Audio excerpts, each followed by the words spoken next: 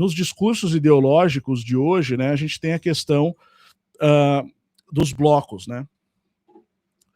Então, esse mapa, ele mostra a área de influência, tá? Ele vai trazer a área de influência dos Estados Unidos e da União Europeia. Então, essas ideias aqui, elas são complexas, né?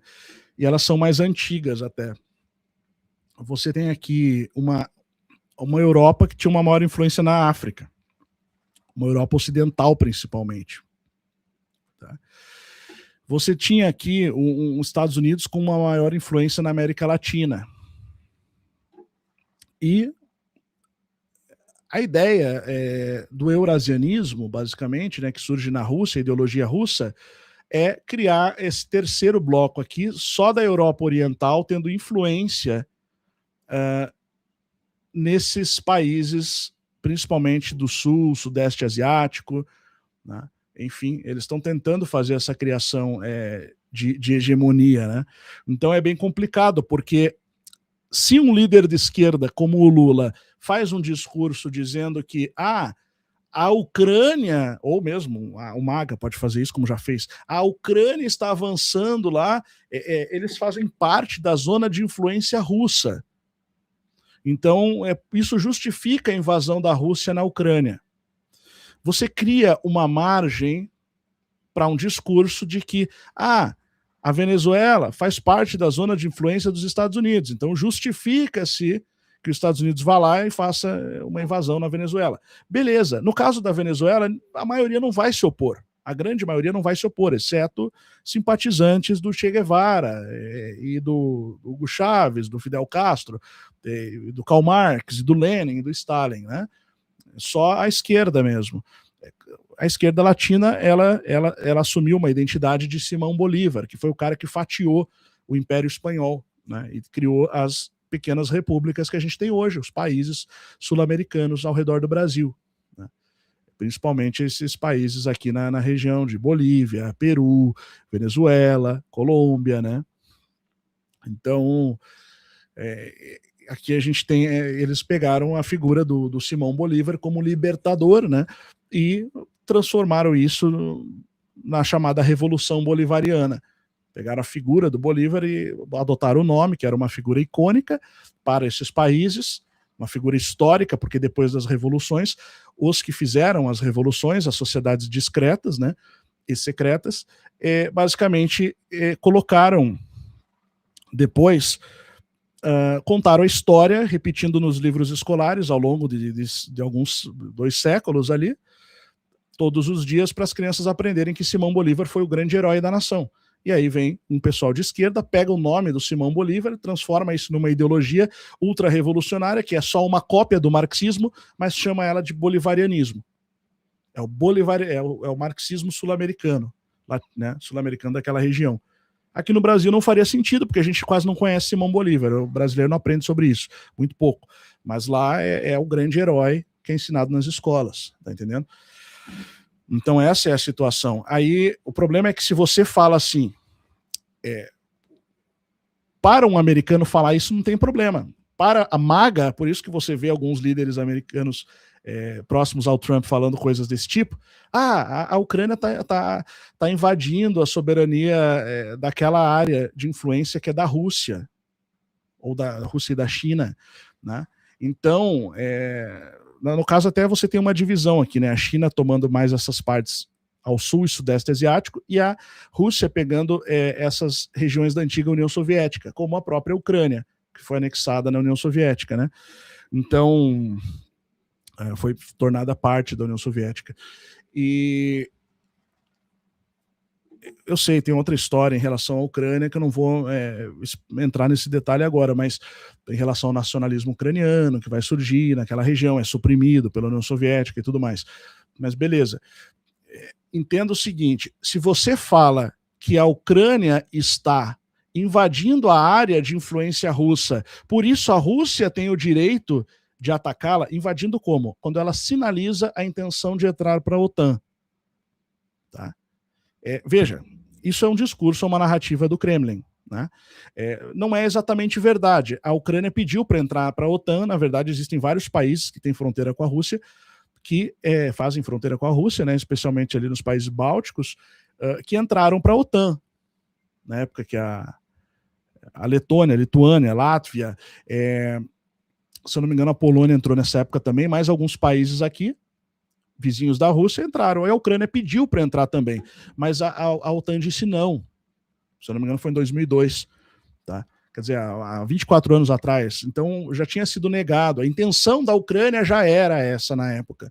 Né? Porque agora apareceu um vídeo antigo do Putin dizendo não podemos, ou um discurso que o Putin dizia, não podemos permitir que a Ucrânia entre para a OTAN. Já daquela época, dos anos 2000, ou 99, mais ou menos.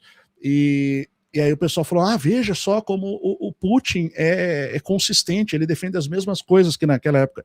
Só que a Ucrânia também já pedia para entrar para a OTAN desde aquela época. A OTAN negou, muito provavelmente, por causa da pressão russa da época. Tá? Porque já existiam intenções russas também de tomar esse território aqui. Então, perceba como, quando você conhece a história real, as narrativas vão caindo, tá? Essas narrativas de internet, de bolhas, né?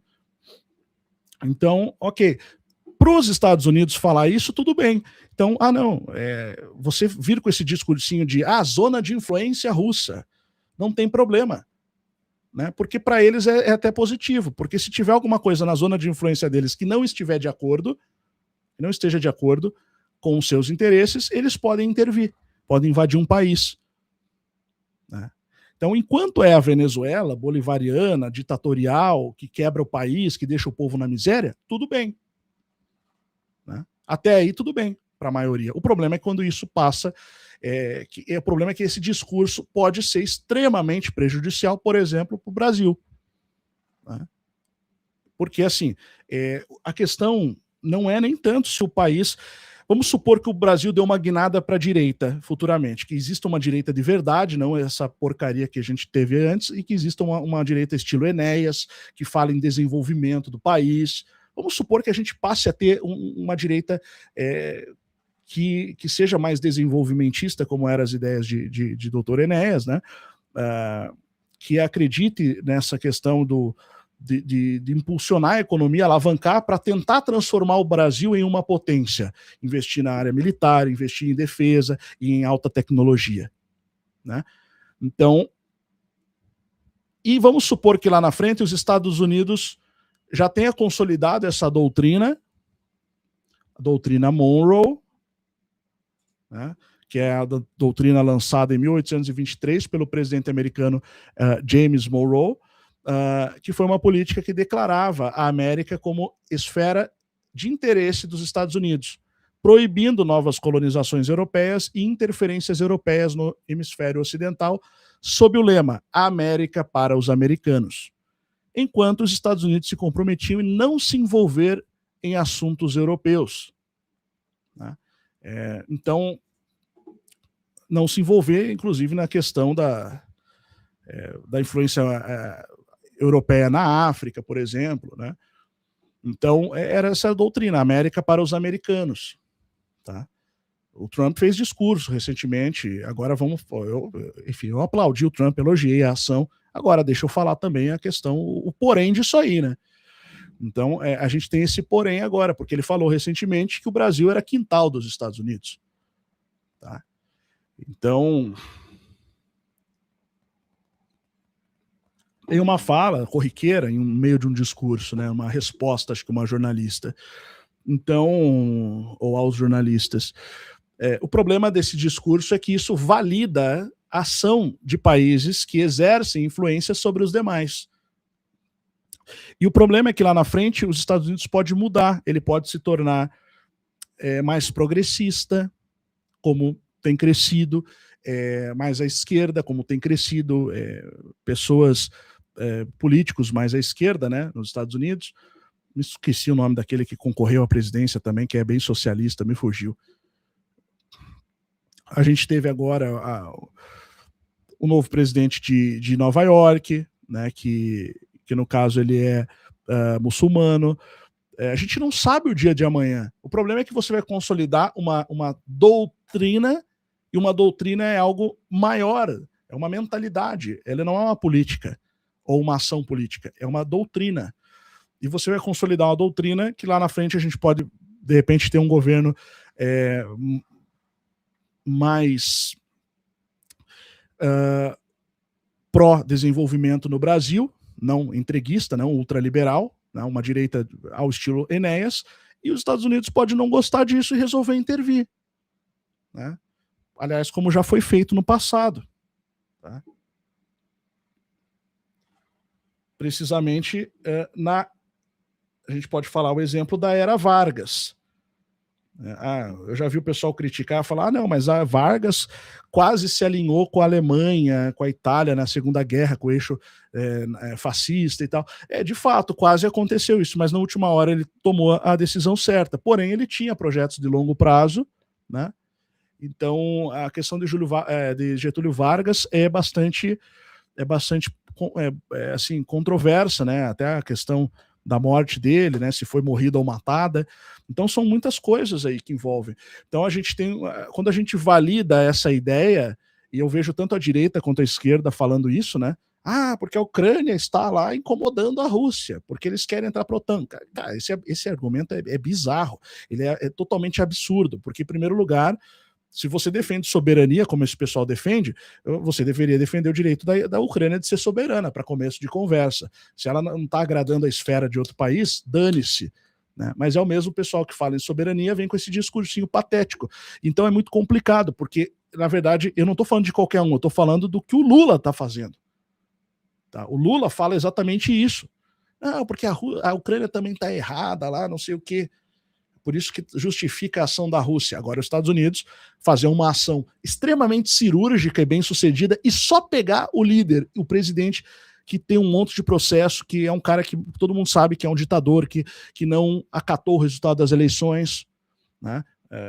Recente agora, que manda matar, que é envolvido com cartéis de drogas, sim, tá? Que tem lá uma prisão, que é um show a céu aberto lá, para quase como que um troféu no meio da cidade, na capital, que era para ser um empreendimento comercial, que eles confiscaram e transformaram numa prisão de tortura. Me fugiu o nome desse local. Grande prisão.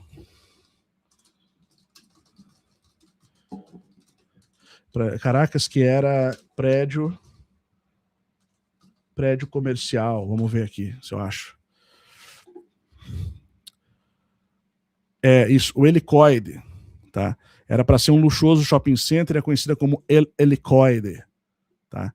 Atualmente o edifício é a sede do Serviço Bolivariano de Inteligência Nacional e funciona como um centro de detenção notório por graves violações dos direitos humanos, tá? É isso aqui, ó. Os caras pegaram isso aqui, que era para ser um mega empreendimento na época que a Venezuela era próspera, e transformaram numa prisão a céu aberto. Tá? De tortura, basicamente. Então o pessoal da esquerda que critica a tortura, vai lá falar do filme que ganhou o Oscar, né? Assim, e ao mesmo tempo só falta, quando o Maduro vai no banheiro, chegar com o papelzinho na mão, enroladinho já para ajudar a terminar de limpar a sujeira, né? A bundinha do Maduro. Então, esse pessoal é extremamente hipócrita, porque a gente tem um local ali na capital que foi... Olha só o que aconteceu. Era um local riquíssimo. Olha a situação ao redor que virou. Tá? Então vamos prestar atenção, vamos entender as coisas. Então, tem essa implicação muito forte, né? Então, é interessantíssimo para os Estados Unidos, e aparentemente eles têm agido nos bastidores, vão derrubar o governo. Não sei até que ponto os Estados Unidos está envolvido na derrubada do governo iraniano, que está prestes a acontecer, dos Ayatollah, mas está acontecendo coincidentemente agora, mas com certeza Israel está, porque é de interesse existencial para Israel, que a gente viu o que aconteceu no ano de 2025 com a quantidade de mísseis que eles jogaram sobre Israel, e deu no que deu. O Trump foi lá, meteu bomba lá nas instalações nucleares, né, usando as melhores tecnologias militares, os melhores aviões americanos, e resolveu o problema temporariamente. Agora a questão é Venezuela. Então, esse é o problema dessa mentalidade de esfera de influência.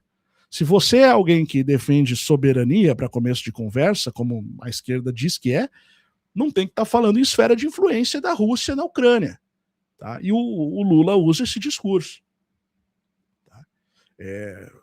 Não é um esquerdista que eu vi na internet, não, é o presidente do Brasil. Tá? Então, se você fala de esfera de influência russa na Ucrânia, você tem que ficar bem quietinho, calar sua boca, se os Estados Unidos resolver exercer sua influência sobre a Venezuela. Porque é a mesma coisa. Então, é melhor você rever seu critério, basicamente. Seu critério está com problemas. Ele se autorrefuta. Ok?